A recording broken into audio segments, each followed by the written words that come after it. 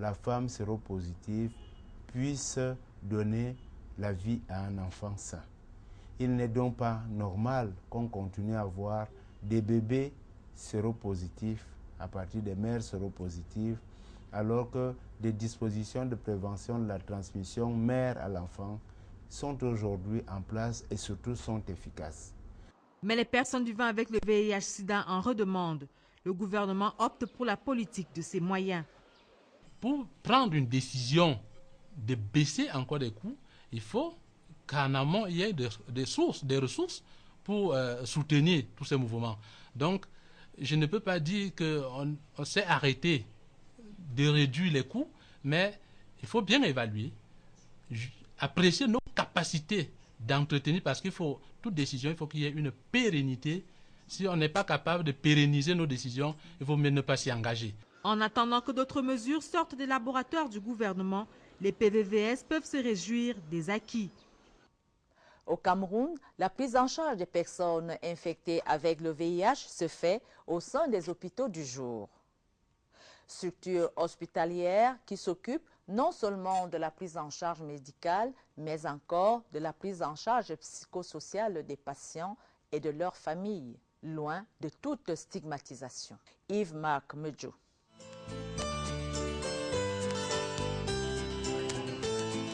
Voilà plus d'un quart de siècle maintenant que le VIH-Sida n'arrête pas de défier l'intelligence humaine et la communauté scientifique internationale.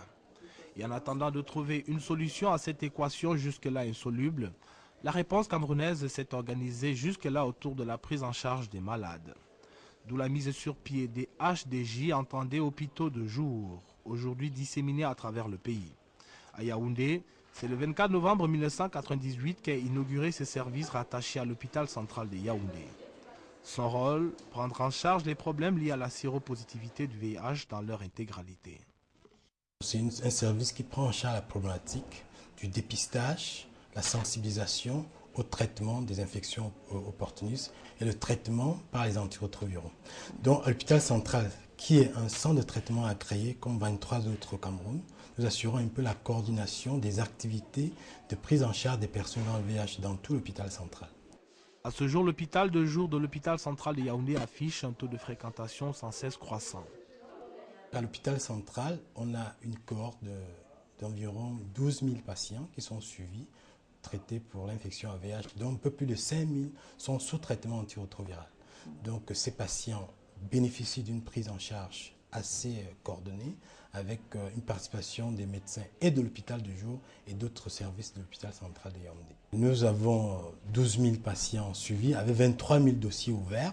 Donc, ce qui montre quand même que les gens savent que quelque chose peut être fait à l'hôpital. Les prestations offertes ici vont de la prise en charge psychosociale à la prise en charge thérapeutique des malades atteints du VIH-Sida et d'autres affections liées ou non à cette maladie. Principal problème rencontré, la négligence de certains patients qui abandonnent le traitement en cours de trajet. Et ça, c'est très, très grave. Nous savons que ce traitement est, je peux dire, 100% efficace quand il est bien prescrit et surtout quand il est bien pris. Le gros problème que nous avons, et nous comprenons les patients, c'est un traitement à vie.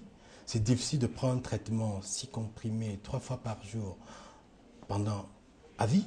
Donc il arrive des moments où les gens abandonnent le traitement et c'est ça qui est très grave. Conséquence logique de cette mauvaise médication, des résistances qui s'installent ici et là.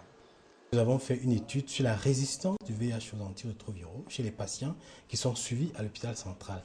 Et on s'est rendu compte qu'à 12 mois de traitement, on a un taux de résistance déjà de 4%. Donc 4 personnes sur 100 qui sont sous traitement ont déjà développé la résistance. Et à 24 mois, on a un taux de résistance qui va jusqu'à 16%. Donc vous avez sur 100 personnes qui sont sous traitement, à 24 mois, 16 leur traitement ne marche plus. Le concept de l'hôpital de jour a été transporté dans la ville de Douala, capitale économique du Cameroun. Et à ce jour, on peut dire qu'il est déjà rentré dans les mœurs. L'hôpital du jour compte actuellement près de 4000 patients sous ARV, adultes et enfants compris. Les enfants représentent à peu près 260 enfants sous ARV et le reste, ce sont des adultes. En termes de consultation, ça représente à peu près 1700 consultations en moyenne par mois. Depuis le mois de juillet, nous avons connu une augmentation. Avant, la moyenne était à peu près à 1500 patients.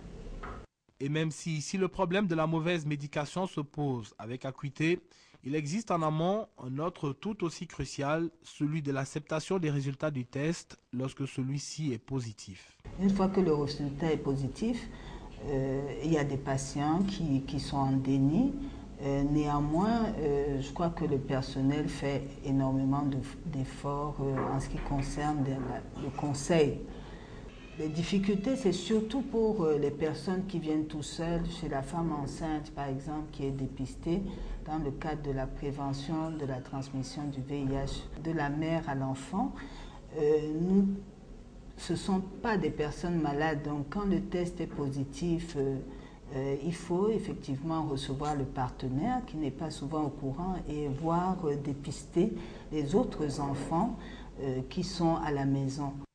Comme dans toutes les formations hospitalières de même type, à l'hôpital de jour de la ville de Douala, on se plaît à rappeler aux malades que la prise en charge est gratuite, de même que les tests au profit des femmes enceintes. Il faut savoir que la prise en charge au Cameroun est gratuite, les médicaments sont gratuits, les tests même, particulièrement chez la femme enceinte et les enfants, sont gratuits. Il faut que la population bénéficie de cela. Il faut savoir que plus on attend, plus c'est grave. Un tel dispositif et de tels aménagements devraient logiquement amener les personnes infectées à sauver leur vie en même temps que celle des autres. Le traitement à base de plusieurs molécules qui améliorent la survie des patients se chiffrait alors à 600 000 francs CFA. L'AZT n'était pas à la portée de toutes les bourses. Puis, il est descendu à 300 000 francs CFA. Depuis 2 ans, l'État subventionne le traitement des personnes éligibles à la trithérapie. Non seulement ils bénéficient de la gratuité des soins, mais encore des baisses substantielles des examens de laboratoire. C'est un crime de lèse-majesté, presque faire injure à la crédibilité du chef de l'État que de remettre sur la table la question de la baisse des coûts du traitement des personnes vivant avec le VIH.